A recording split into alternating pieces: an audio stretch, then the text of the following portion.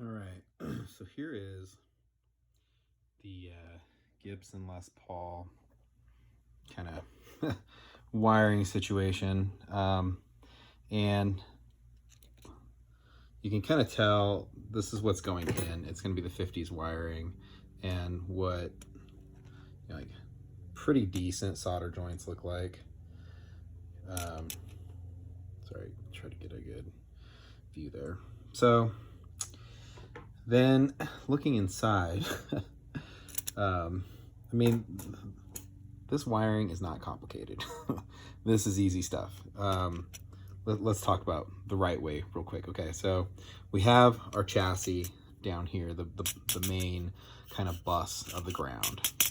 And then we have our grounds going like this, okay, across the top.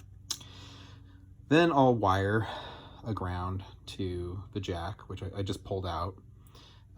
There was actually a Japanese jack in here, and I thought that was the problem originally, that it was like this one that was designed to have a battery, so it had a 3-prong. I'm sure you've seen those, but when you plug it in, it'll connect the battery then into the lead and get you, you know, whatever your active system is. So the grounds are going, connecting, right? Okay, so at some point, you're gonna have a lead jump on here to your volume. Then you have the swiper that is, you know, able to choose the variable resistor inside there.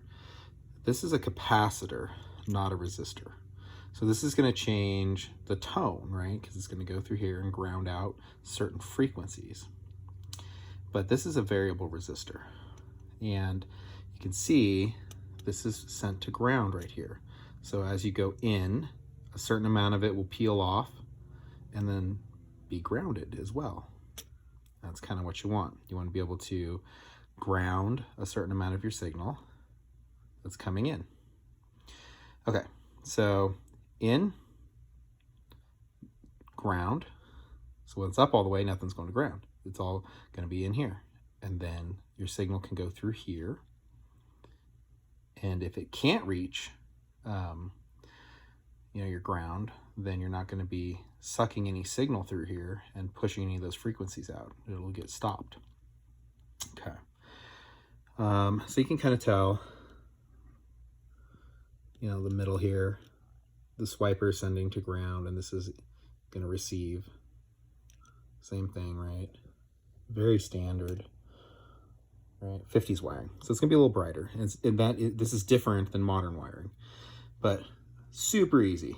Have a ground wire go out to your jack. Have your leads go in here. It's that simple. Okay. Now let's look in here. So first of all, this is like HVAC shielding, HVAC tape, which is unusual. And then peeling it back, especially like when I looked in here, it was easy to see that it had already been painted with shielding paint. And so maybe it was still noisy, I don't know.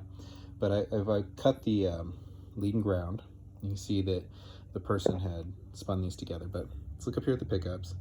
You got your ground shieldings, and they're going to ground. Then you have your lead, and you have a jumper wire here spliced in, going over to the center lug, the swiper. And then you notice here, you have this resistor, not a capacitor, but a resistor going up here. And then you have this thing coming out of your tone knob, but what it is your switch, which is crazy.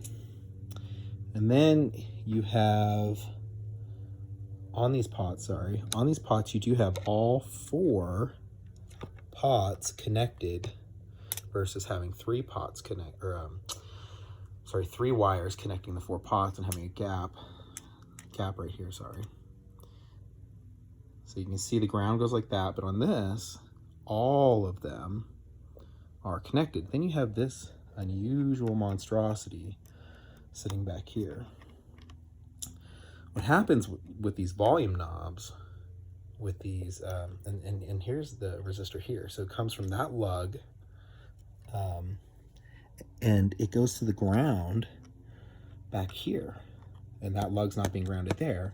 And this gobbledygook, this is all this crazy solder job. So over here, we have some shielding that have been cut and left. Okay, so you have these volume knobs wired backwards and this resistor.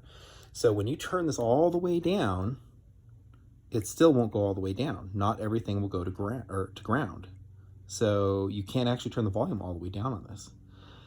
All right, so tracking this further, you have your lead come in, going up to the switch. So lead comes in, goes up to the switch, and then you have the thing coming out of the switch, the black wire here. So you have your shielding going to ground, green going to ground, and then your neck coming into the switch, your bridge coming into the switch going up, and then the switch has its mechanism to allow one, the other, or both coming through. So then you have your lead wire coming down here in black, going to a mutually connected 2 wires and this little guy, this little capacitor here, resistor, sorry. This little guy. So what is going on with this? These look like they've been kind of dorked up a little bit. I'm not really sure if they've been overheated, what they are. Let's take a look here. So bizarre. Okay, so you have the mutually connected tone pots. So your switch goes to both tone pots. You don't have individual tone control, maybe? It's so bizarre. Okay, then you go in this lug, center lug, and then to ground there, kind of look here, you leave the volume pot, come into this lug, lug 3, and then center lug gets to your ground. Clean wiring that makes sense, and it's very, economical in the flow of electricity. It's tiny little amounts of voltage.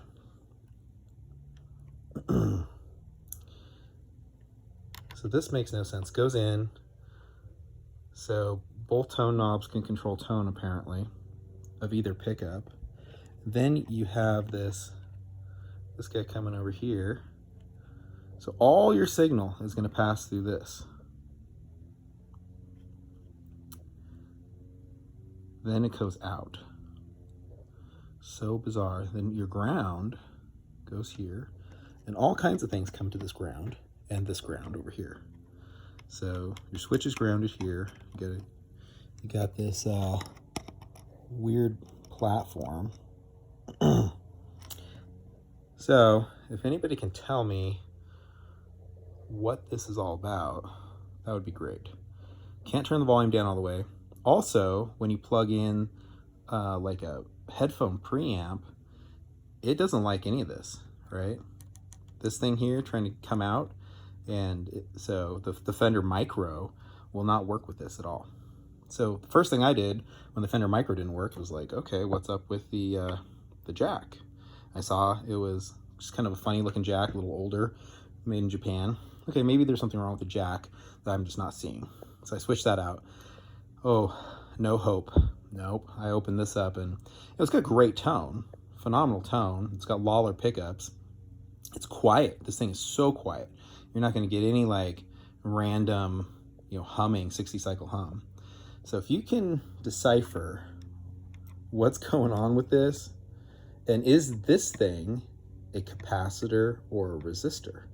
So we know these are resistors, and we know these are capacitors, but what is the intent of this? Is it resisting electrical signal, or is it, shaping the tone as it comes out?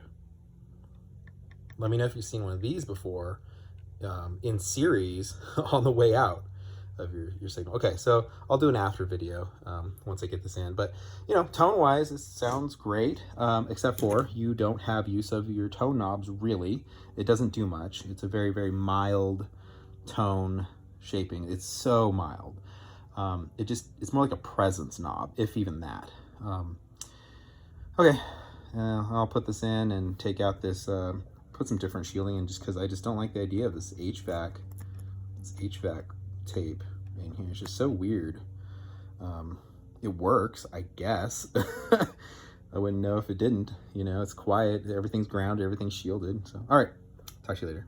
Be back in a few.